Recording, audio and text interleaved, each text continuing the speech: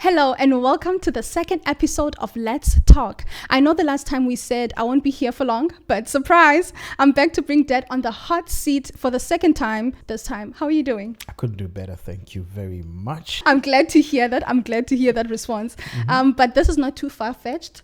I'm bringing you back to our last episode. You mentioned that it looks like the young people of South Africa are going to be inheriting a lot of debt.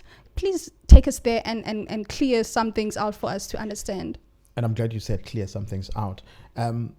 I said that, remember it was in the context of answering the question when you said that what are the things that you will actually be, that you can actually inherit for yourselves as the Gen Zs. Yes.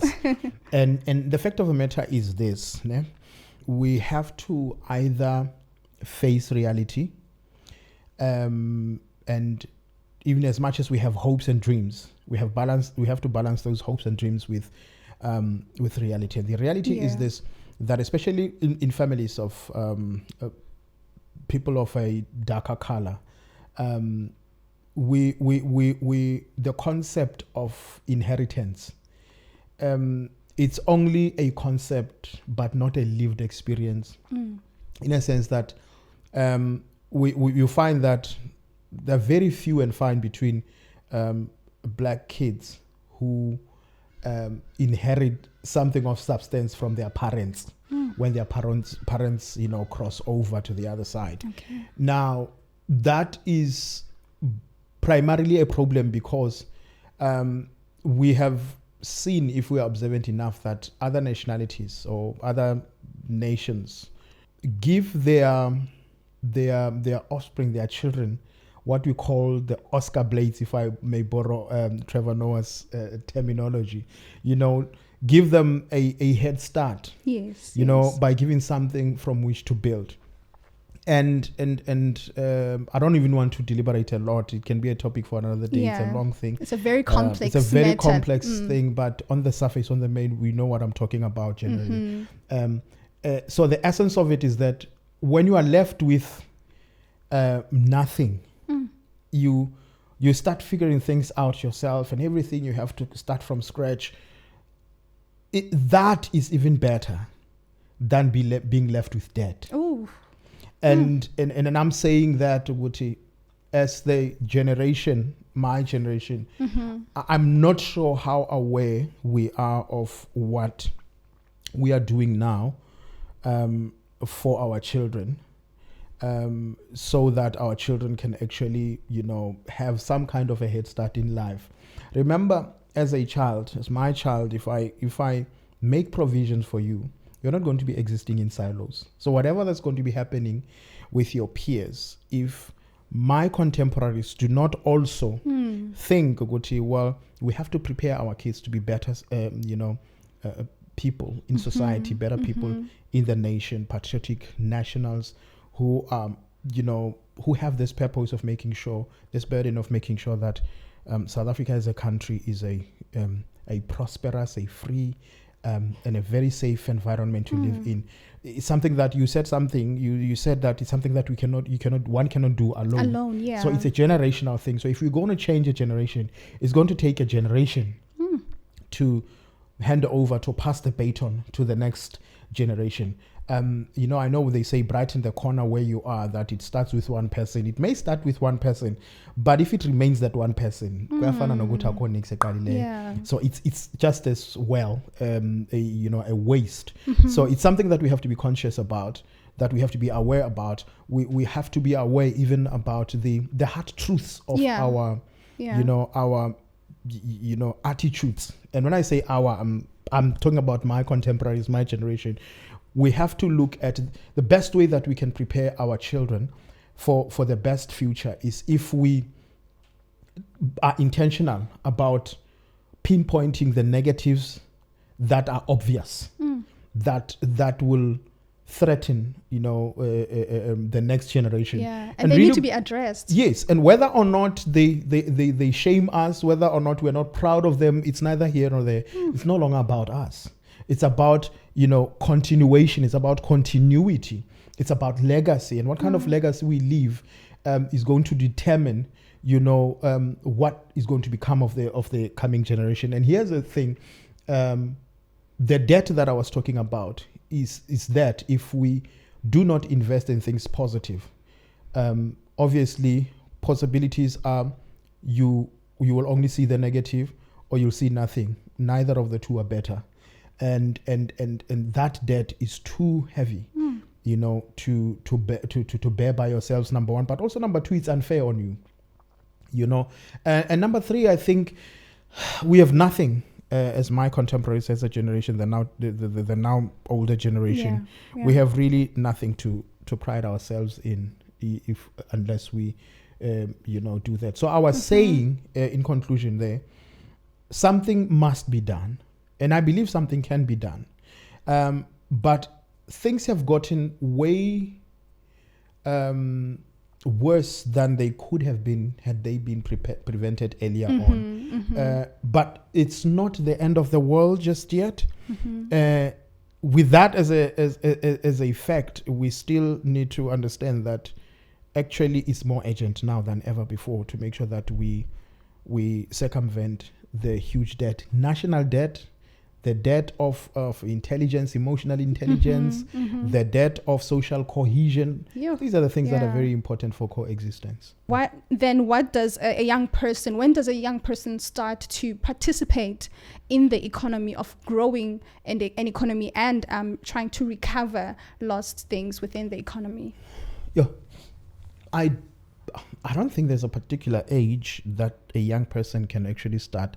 And I think, I don't know if I'm hearing you well, you say in terms of preparing yourself or in terms of participating in the economy? Participating thereof, yes. One of the missed opportunities that we can suffer from as a generation is to assume that a child is too young to start thinking about things economy, And I'm sure we have many of us have seen the videos on social media about the Chinese people and where the level of education and training, especially vocational training, especially hands-on training, and that is why, today you find, if you just look at that example, that Chinese education system is far totally different from ours.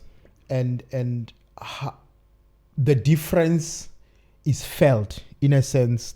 Two things that are very glaring about the difference. Number one, you have just recently had trade wars. Yes. Between the US and the world. Yes.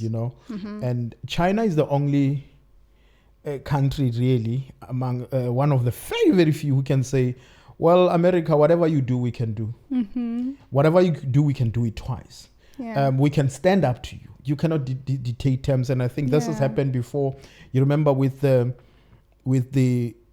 America saying that if you have a Huawei phone because of the Chinese thing, then they're going to take away their their software, which enables the Huawei to be able to. I remember I had a Huawei at that particular time, Smart P21, and there was such a scare, but there was never a time when we went blank, because indeed America did that, but China had a backup. And that is unheard of any other country. And I can tell you South Africa does not have backup for that kind of a thing, right? Truth. Number one. Number two, you have seen when Donald Trump declared, tariffs and all of that, and all of that. China then said, okay, it's fine, you can do your tariffs, but by the way, we can then take our product direct to people. We know that your Louis Vuittons and your whatnots, these expensive brands, are actually coming from China. In fact, we're going to tell the people where to get these things are. So there's absolutely nothing special about America. To be able to speak like that, sure, so true. You have to have the level of confidence that is brought by having the practical basis for your confidence, more than just this naive confidence to go to, I'm proud of who I am just because you have heard someone saying I'm proud of you, but everything else shows the opposite, right? So that is the first thing about, the effect of how the Chinese train and develop their own. And the second one is the fact that, as I'm speaking to you right now, I think yesterday you knew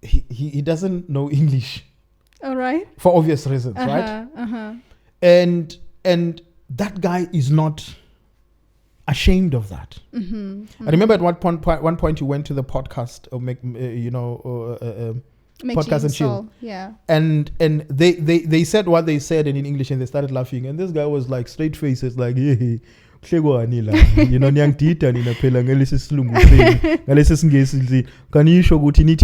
Yeah. Saul then explained it. And Big Zulu felt good no, but lento ikhulumayo ayihlekisi. It's not as funny as you said. Ebenisho lapha ukuze kuhleke wonke umuntu. You know what? I find that particularly awesome. I respect Big Zulu. Is it? I respect him because I know Big Zulu not because someone introduced him to me. The guy is big. He's big because he does. Yes, so true. He does himself. The guy is a taxi person. Yeah. He's just a taxi person. And he loves what he does, and he's proud of being a Zulu. Yes, and yes. he's living out of that. Wow. And when you talk about economic participation, we actually need to be so forthright that So we actually true.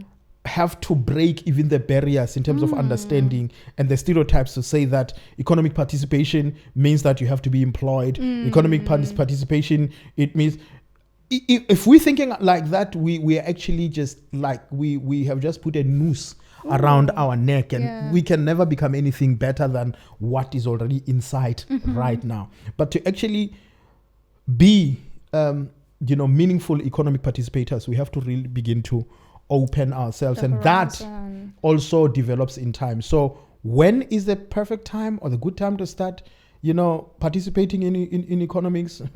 As early as you can. Wow. As early as you can. If you can start at 5, so be it. Start. Yeah.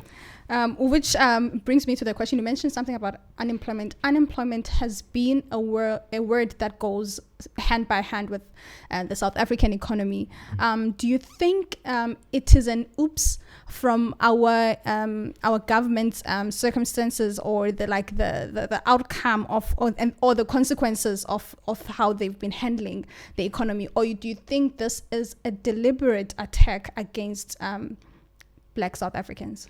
Any of those can be correct. All of those can be correct. Let me deal with them as you mentioned them. Sure. Number 1, government. When you say government, yes, there are a lot of things that government could have done better. On your the very first episode, I made mention of the fact that one of the things that we are still failing to do, which is actually, I believe, the fundamental thing for us to be strong as a nation, is social cohesion. Yes, you did say that. Yes, that thing is very important, and in South Africa on the main, more than anything. Now, I wanted to start there with government from the simple basis that Dr.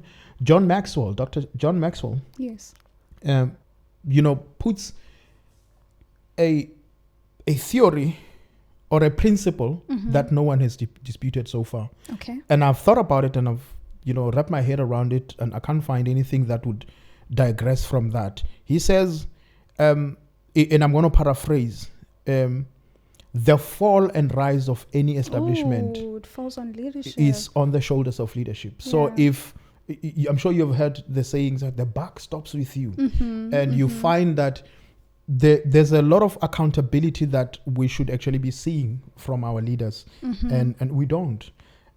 One of the worst things that can happen to a human being who's trying to, or who hopes to grow or to be better, is the disposition, the ready disposition to making excuses for not reaching your timelines and your targets and all of that, and doing that, not still wanting to sit down and take stock and say, where did I falter, where did I not do well? You still want to continue. Like, you can hear the engine is grinding, is making noise, and you're like, I acknowledge that the engine is making noise, but you're not stopping their car. You still want to go. And if someone tells you, stop the car so that we can see what is the extent of the damage, you're like, we'll see it. We'll see it. And that is the attitude of our leadership, number one. But number two, we cannot put all the blame on the leadership in a democracy. Okay. Because the leadership is actually a reflection of the society's will. So true. So if these leaders are there and they continue to be there and they fail and we continue to put them in power, that no longer says a lot about the leadership, but it says more about us, right? Because it tells you that we can spit fire, right? And be angry and they say, hey, but we're okay with the people. And so that's government's responsibility. Then that's us our responsibility as a society's responsibility. You say something, is this a deliberate attack on the black people? I have reason to believe that it's not just a deliberate attack on black people, but it's how the economy is actually. Remember this thing of the way the economy is ran now actually comes from somewhere. So true. It doesn't come from Africa. We might have had our own way of doing economics in Africa, but we are now working with an economy that's coming from somewhere else. Someone said this, that actually even the word economy itself, in simple terms, it means management of poverty. Because for certain classes of people to be rich, there has to be poor, because if everybody is equal, then you can't say you are rich. If everybody is equal, you can't say you are poor. Sure. Right? So the economy is like that. For instance, how do you explain that today you have 100 rands and you can buy a popsicle in the US, 100 rands, and then tomorrow you wake up that you realize that no, your 100 rand cannot afford a popsicle. Same 100 rand. Same popsicle. What had happened? Someone or some people are doing this, are doing that, and all of that. And there is what we call economic manipulation. It has been happening for the longest time. So it's not necessarily even a racial thing. Necessarily on the main. It's not the racial thing. It's just the manipulation of the systems, and it just becomes very glaring. Especially to black Africans, because we're already dispossessed of a lot of things, and we are kept where we are, and with all these manipulations and all of that. Remember, he who has the means of economies, who has better financial muscle, actually has a bigger voice. It's a practical reality that you cannot run away from. The Bible says money answereth many. That's a fact. Yeah. The Bible says that the love of money is the root of all evil. But then it says, but money answers many things. That's a fact. Sure. You understand? So there are people who have so much love for money that there is none left, meaning that there is no love left for humanity. And all these three factors are to blame for, amongst other things, unemployment. But also the whole question of employment, we actually also have to look at it. Ogoti, are we going to employ people just for the sake of employing? Like, when you employ people to do what? Where do you employ people? For instance, right now, if the garden needs to be tended, and I not doing anything, what should I do? I go to the garden and tend the garden and make food, and then surplus I sell, and then I use the money to buy something else, right? Now there's always something to be done. Yes. Here's the thing: someone comes with an idea. As I said earlier on that someone said there's money in rubbish. Someone sees rubbish on your doorstep and passes it, and you are jumping into it. You're jumping it, you're pushing it aside. Then someone actually says, how do I turn that rubbish into money? They plan it, they do it, they invest in it, and then they consult, and then they put the work in it. They go and collect the rubbish, and then you see them grow. And then now you go to them and say, count pom sebens or collect rubbish. Like a person would literally leave their house with an ugly garden. A garden, but it's ugly. And that person is going to go and look for a job, a garden job. Oof. You see, and that is where the problem is. The problem is not it's not necessarily that there's no work than there is too much dependency on someone has to give me umsebens without us saying, can I create jobs? Oh, then it comes off as entitlement in other situations. It actually comes as the only way. And that is a big problem. I hear you. You know, I've been on an international trip not so long ago. Yes. And the things that I have learned then, I realized that everybody's laborious here. Everybody is working here. Literally everyone is. You go to the center of that place, you find that literally everybody has something to offer. And this is what makes the economy to be powerful. It's not about you having $1 million and keeping it in the bank. It doesn't work for you. It doesn't work for anybody. It's about keeping the money moving.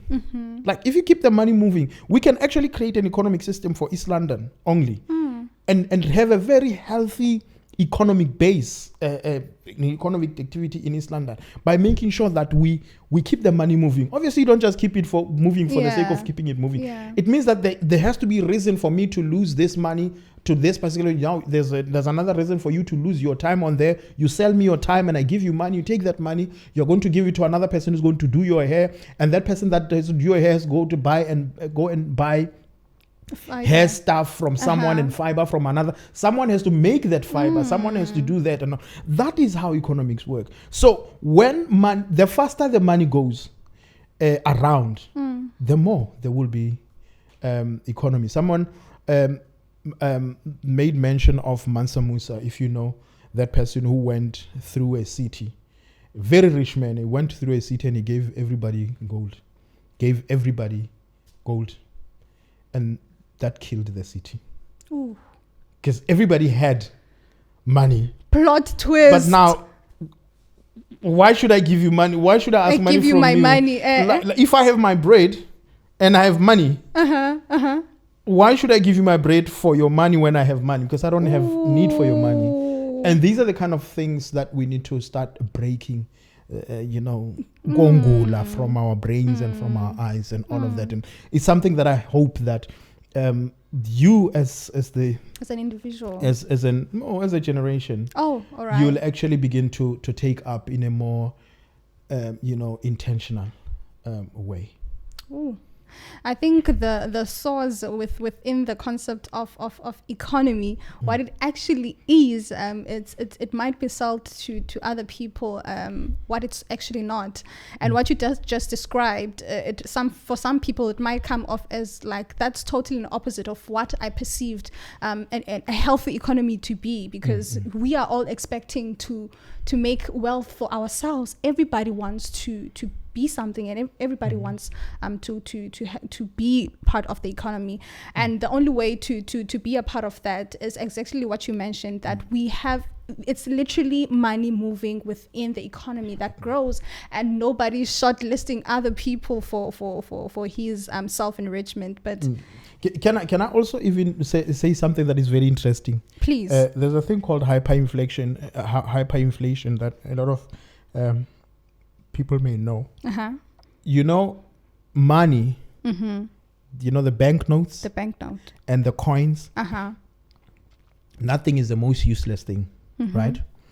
There's a time here in Zimbabwe where, in trying to solve the issue of financial turmoil, they printed more notes, and it went down slowly. So you do understand that the value. It's not about these things, these notes, and it's about the power that is put behind these particular things, and the power that is put behind, it's actually put behind by the economists.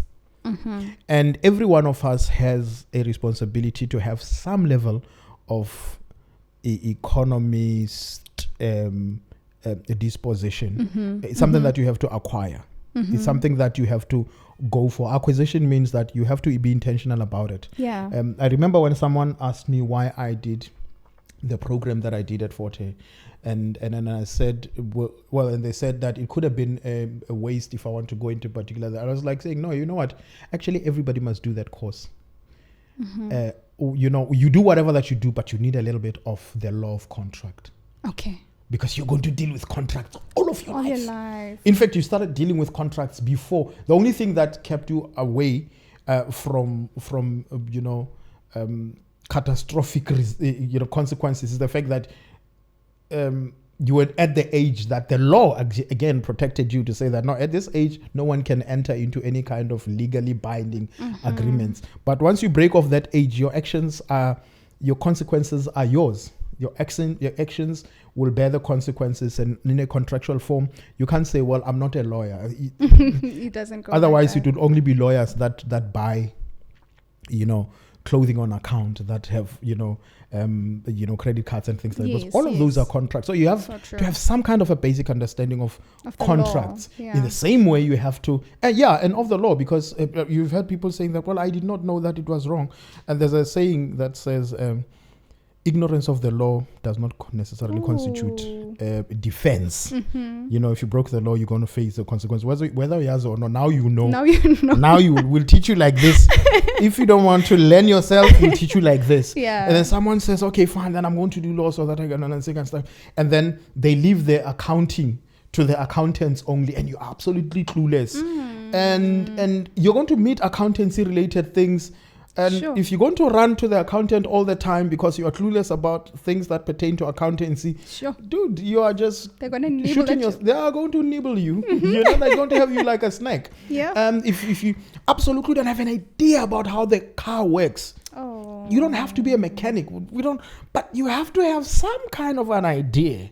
Oh. When you hear a noise, there's YouTube now. When you hear a noise there, it probably might be this, so that when you go to a place, at least you're not going to be told that you need new brake pads when there's a knock in the engine.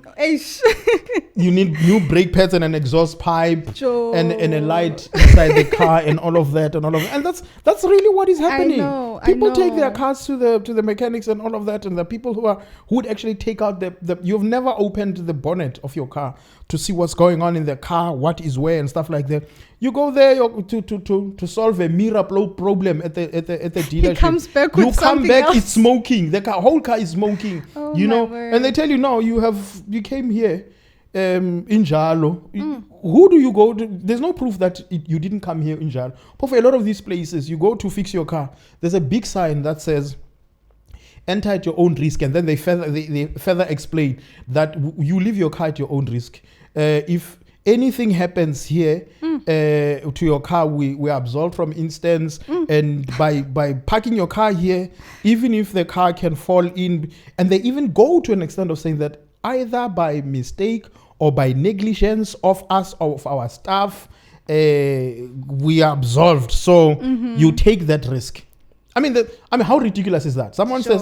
says, if it's my negligence, But you were here. but you brought it here, so understand that if I become negligent and I put water inside of a fuel tank, well, so you have to know how to deal with those particular things and to see to what extent do you actually risk yourself and all of that. So to go and look for a lawyer, it's all well and good, but then you don't know how your case is going to pan out.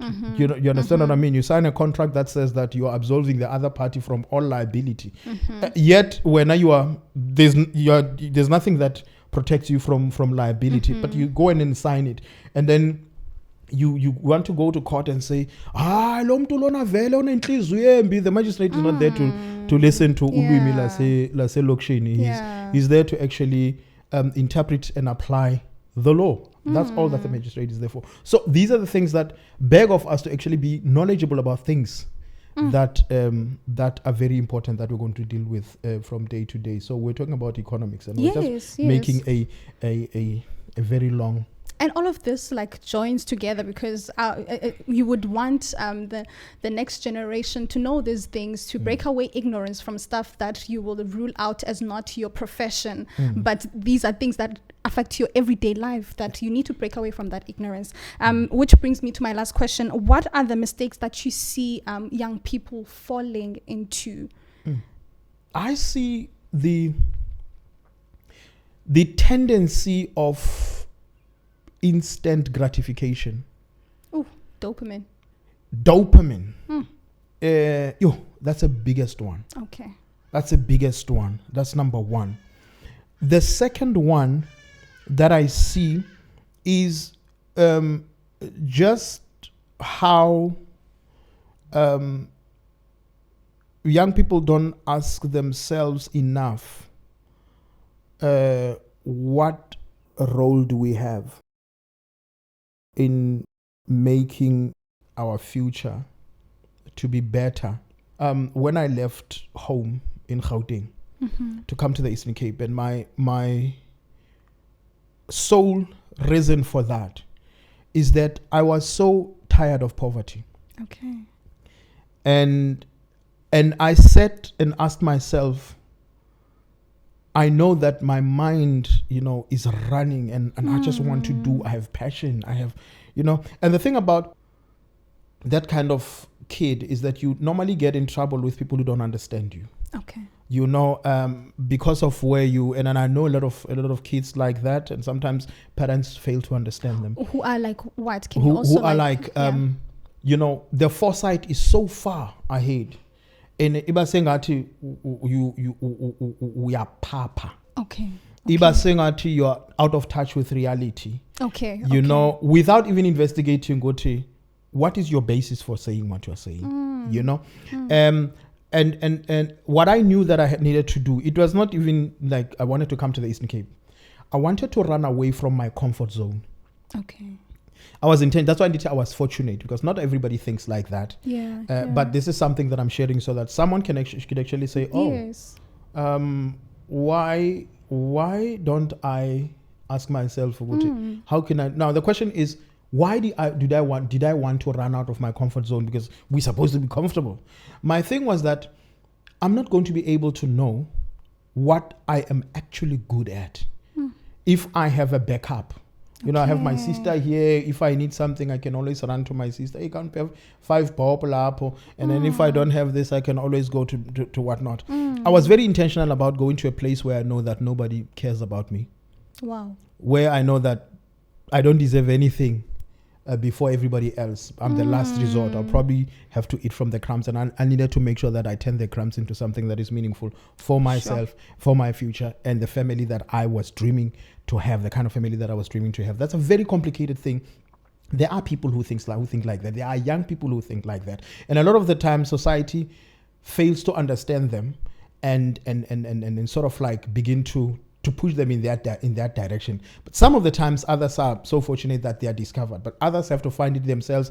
Others are shot down by society, and that is why I had to get out of certain groupings, and even today, I intentionally get out of certain groupings because I see they're not going where I'm going, and that is a thing. An emphasis on that, to preach or sound off that sound even more to young people, to say that each and every group that you choose will eventually affect the type of lifestyle that you want to live. Someone said, "Show me your friends, and I'll tell you the kind of person you are," because you definitely are a reflection of your whatnot. And a lot of people actually have to choose between sacrificing their future and their full potential, or sacrificing the friendship, which friendship offers nothing more than just that gratification, that sense of belonging, that sense of groupie and groupieism, which more than half the times, they actually get into trouble.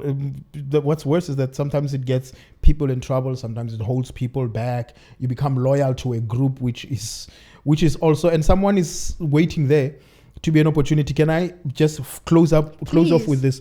There's this young man that was talking about in one of these YouTube channels and explaining how he ended up in crime and all of that, and he ended up in crime in their friends and stuff like that.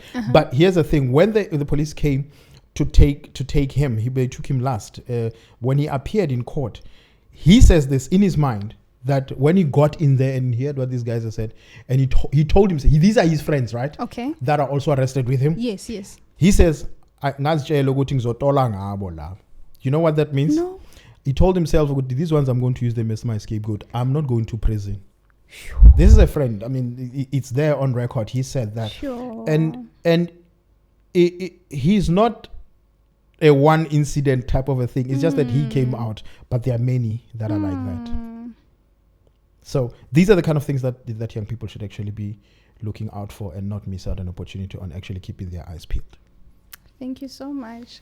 I think we're going to have to close it off here. And I know that from here, it looks like I'm not going to be a stranger. Why do I get a feeling that you've taken my show? I feel like it. Like I've become so in tune with interviewing you. I think I need to dig deeper.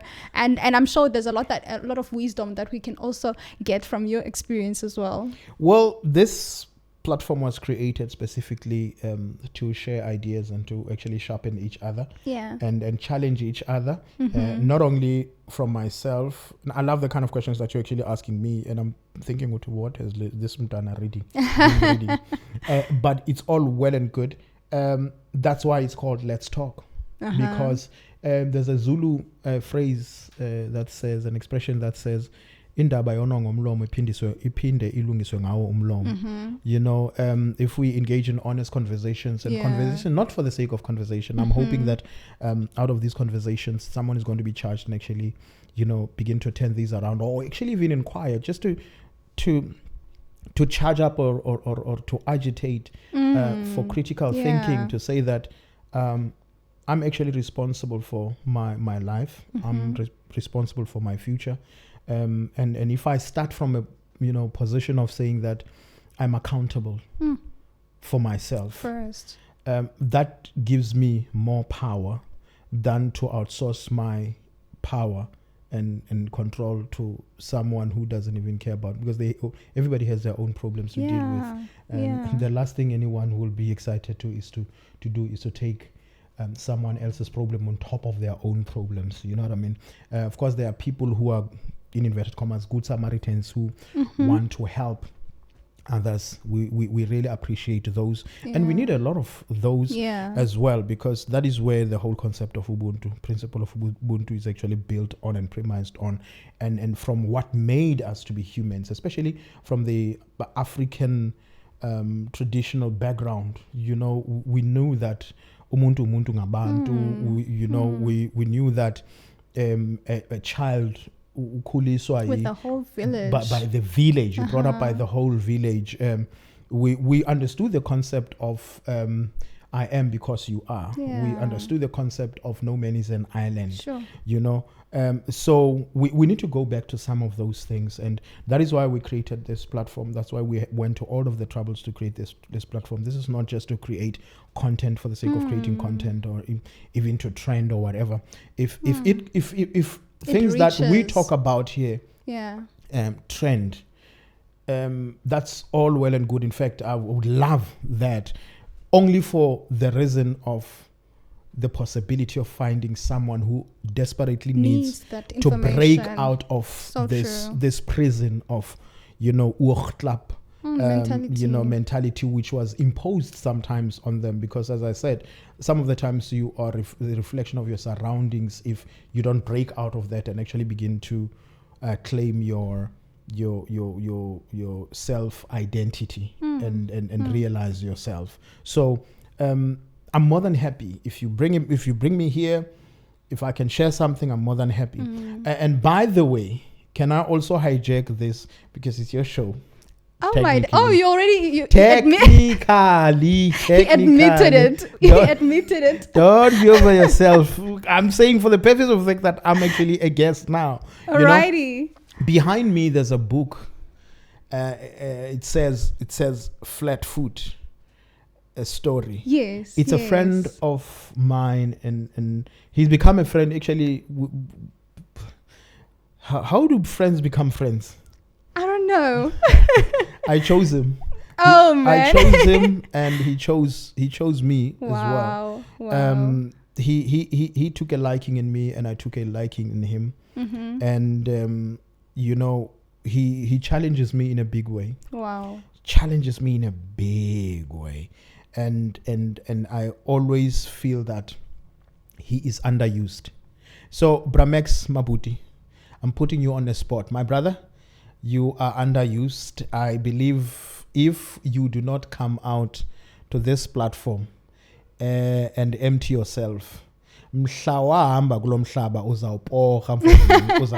because you will have had a lot of issues that you have not, you know, taken out of you. We need that wisdom, we need that encouragement, and we need more of people like yourselves. Really, we need to celebrate people like yourselves in the now. You know, we have a lot of celebrities that we have never come into contact with. We see them on media and all of that, and we actually naturally gravitate towards certifying that this is a celebrity. Yes. But we have never come to contact with these people. We have never. So it seems like a celebrity, someone very far from and we have a reality. lot of celebrities around ourselves that we don't, you know, recognize, and we only wait. I remember what Ubuli, they may her soul rest in peace, Uzahara, said at one time, Uguti, when I was going around looking for opportunities, I was all by myself, and when I started winning awards, now I'm owned. Someone wants to own me. It came from a very broken place. Many people took it in the wrong way. I understand, and I understood what she said, because it's the reality for many. And I know, I've known what are the strides that she did to make herself known there. She's not coming from the best of backgrounds, but she did not allow that to put her down. She went by herself with a guitar and played, and, you know, exposed herself, so to speak. And she was discovered on the path of making people recognize Lento Ayenzayo, you know, and when you know, your TK Nizas came in and your Sboos came in, they really became the wheel and the wheels on the bus called Bully, and the magic, you know, powder under the wings, that to the extent that we had Zahara, who became one of the celebrated young people in our country and the world over, you know, and so at that time, before OTK discovered. Remember, these guys are coming from Gauteng and stuff, and they come here, they discover this, and then all of a sudden we want to own her. There's many of those, and Max Mabuti is one of those. Your Loazi Deketas, one of the books here is the yellow one behind me. The Loazi Deketas of this world, a very young old person. You know, the guy is brilliant. The guy is brilliant, has a huge heart, and he's one of those people that I would love to have here, you know, to share some of those nuggets. And he has written a new book, by the way, a second book, by the way. So, and I'm hoping when Mr. D, I hope you have done, you owe us on the yellow book with Mrs. Lali. Yeah, Langboy, yes, Mrs. Lali Langboy. It's no longer Lali Tokwe. I don't want to be in trouble. You did that with her, and you've done that with the SABC and everything like that. This chair is waiting for you, my brother. Yep. There's still a lot out of you, and would like to have you over this. Many people. You know, one of the people that I forced to be reckoned with, Umis Babalwambuku.